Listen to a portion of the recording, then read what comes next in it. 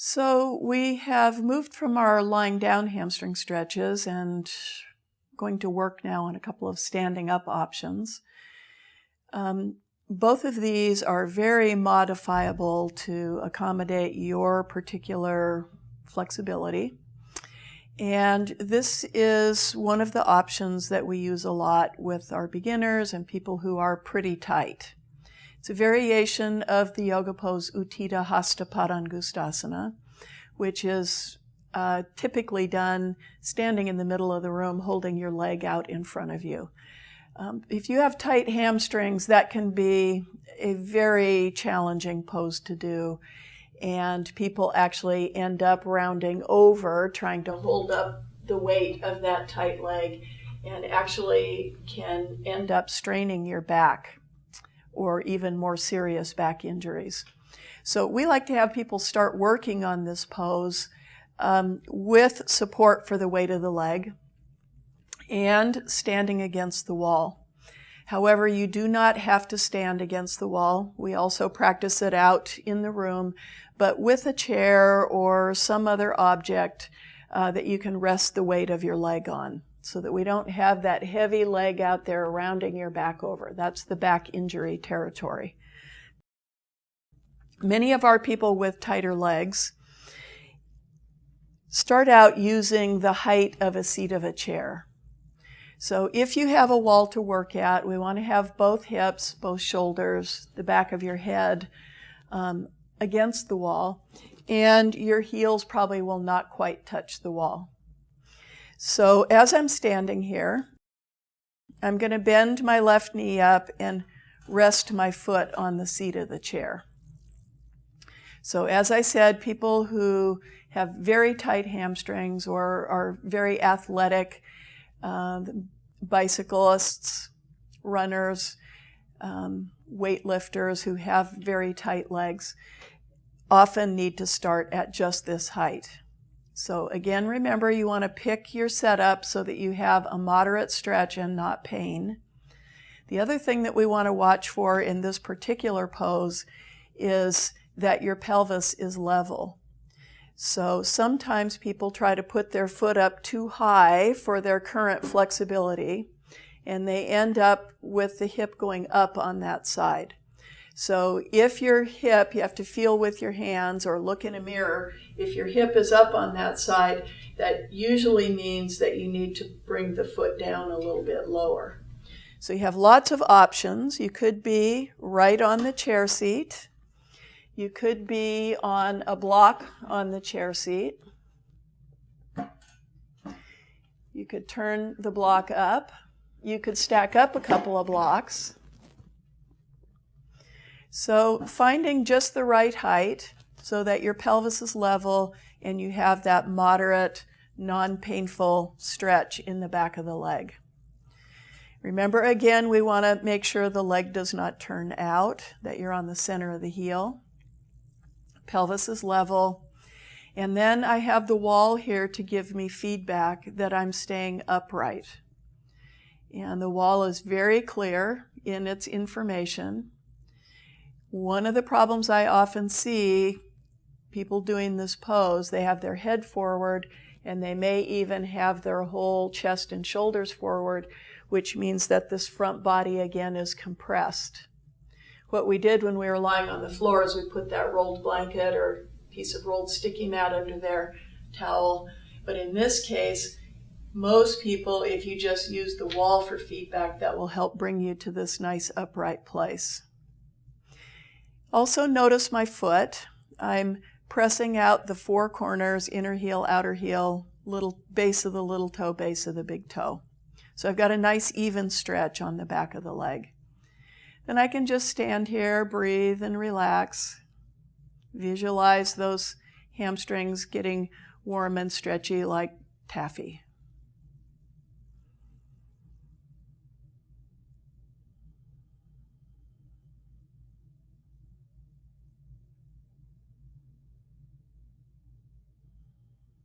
And then let's step down. Again, a good initial goal is a minute. It's possible that over time you could build your endurance and hold for 2 minutes. So besides the stretch on the back of the leg, it's also doing some nice strengthening and stabilizing in the standing leg and also in your back to take you from this rounded over position to more upright. So we want to check that the hips are level.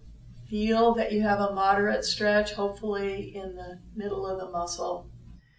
You're on the center of the heel. All those little nice points, which means that you're going to get an even stretch on the back of the leg. And you're going to minimize any chance of strain to your back because we're not rounding forward. Again, you want to connect with your breathing. Remember, the exhale is the natural time of letting go of tension. So especially on the exhale, we visualize that hamstring lengthening.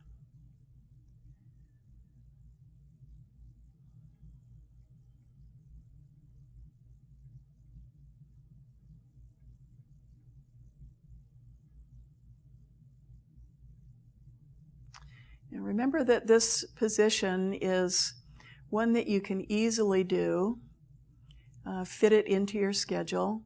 So you could use your chair at the office or a bookshelf. You could use a picnic table bench, a bumper of a car if you've just been out for a walk or a run. I've even seen my cyclists, bicycling yoga students, using the top tube of the bike when they stop to get a drink of water, and they'll stand and put a leg up on the top tube of the bike. So there's lots of ways to integrate this stretch, even if you don't have time to do a formal yoga practice. But just fit in once or twice a day a simple stretch. The more often you can do the stretch, and remembering to try to hold a little longer, the more often you can do it, then that reminds the muscle that you want it to maintain that flexibility and not get shorter and shorter and shorter.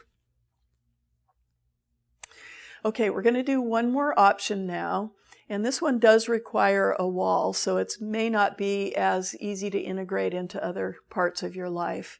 But I'd like to show it because many of our students, the ones with tight hamstrings, especially like this one. So as you've no doubt observed, we have been attempting in these hamstring stretches to try to keep the front body open, and this will be another illustration of that principle because we have noticed associations between people with tight hamstrings and rounded over posture, kind of slumped posture, too much flexion of the spine associates with low back problems. So this is a really nice way, this sequence, to work with improving hamstring flexibility and trying to restore our good upright posture and thereby help to protect the low back from chronic or recurrent kinds of problems. So we'll be trying to integrate that same principle with this variation of Utthita Hasta Padangusthasana. We're going to be facing the wall. I've set up two options, two height options.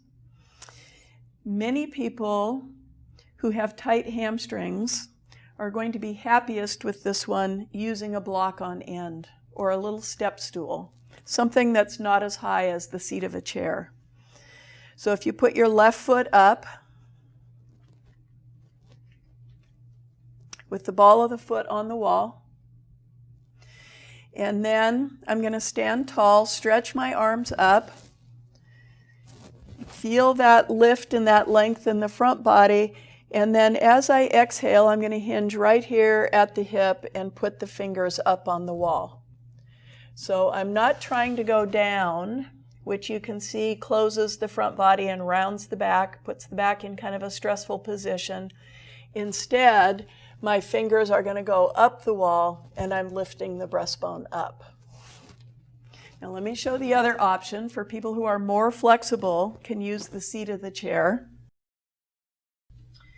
So again, we want the ball of the foot to be on the wall. I'm going to stand tall, bring my arms up overhead. Again, hinge at the hip so I'm not rounding my back like this, but instead I'm hinging at the hip. As you come over, if something needs to bend, it should not be your back, but it should be your shoulders, so that you keep this lift up with your breastbone. And then as the back of the leg lengthens in either of these positions, your fingers would creep up the wall. So why don't you pick what you suspect is going to be the right height for you, and then we'll do a minute or so on each side. So you're going to put your left foot up, ball of the foot on the wall. Again, we want to be on the center of the heel so the leg doesn't turn out.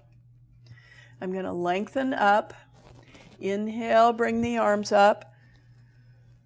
And then exhale, rotate over. Remember, the hands and the fingers are going to go up the wall. We don't want to let that hip scrunch up, so this thigh bone moves down. And as you breathe and wait, the hamstring will lengthen. Hopefully, again, it's in the middle of the muscle. The hamstring will lengthen. The pelvis can rotate over a little more over time, and then your fingers will be able to go up the wall. So remember, we're not going down the wall to round the back, but instead we're going up, and that helps keep your chest open and your abdomen long, and a nice, easy position for your low back.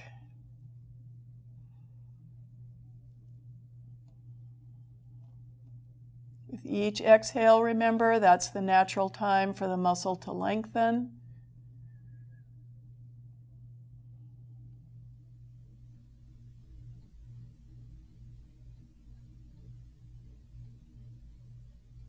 And then let's inhale, come up, and step down.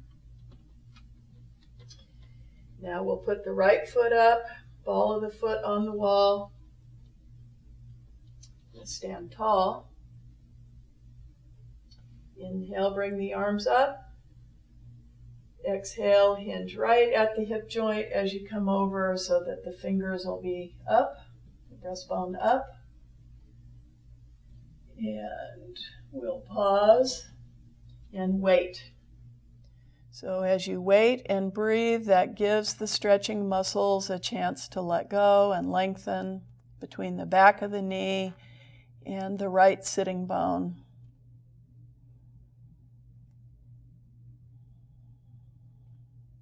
So the quality of the stretch that you set up for yourself is just as important as all the alignment cues.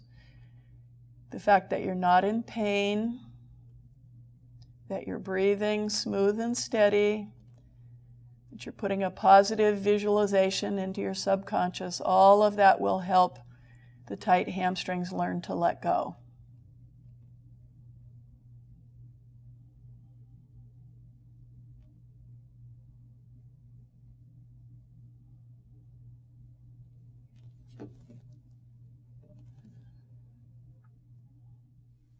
And then let's inhale, come up. That was just about a minute, so that's very doable.